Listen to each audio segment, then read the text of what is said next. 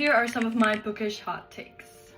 The first one is definitely controversial, especially on Book Talk, and that is, I don't think I'm the biggest fan of romantasy. I have read now quite a bit of romantasy and I do enjoy them, they just never really end up living up to the hype. I think I found out that I'm more a fantasy with a romance subplot reader. I just feel like a lot of the popular romantasy books, often most of the plot is just hearing about how hot the male main character is, but how much the female main character hates him, but he's just so hot, and just like... Next up, I support cracking the spine.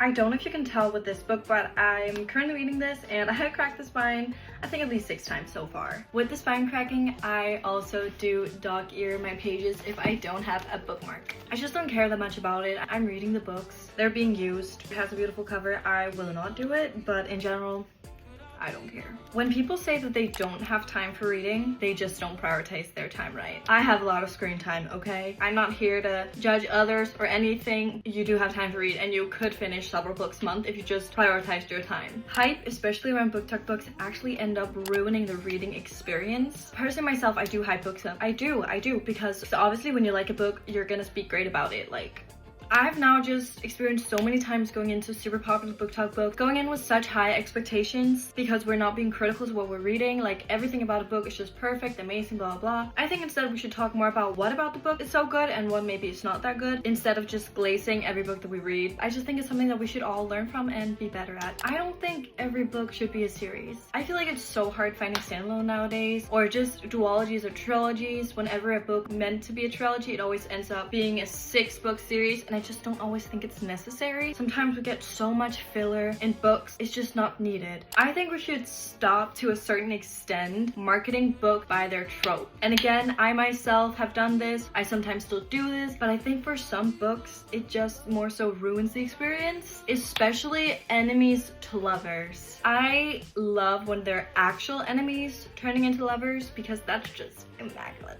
When we advertise a book by saying it's an enemies to lovers, you would already know by the first time we meet these characters that they're gonna end up lovers. But the best thing is reading while you don't really know that they're gonna become lovers. I mean, obviously sometimes it would make sense to advertise the trope, but sometimes I just don't think it's necessary. I don't think it's necessary to do every time, especially when it's a fantasy or a book where the romance isn't the primary focus. Those were just some of my bookish hot takes. I have a lot more, so if you want to see a part 2, give the video a like and let me know.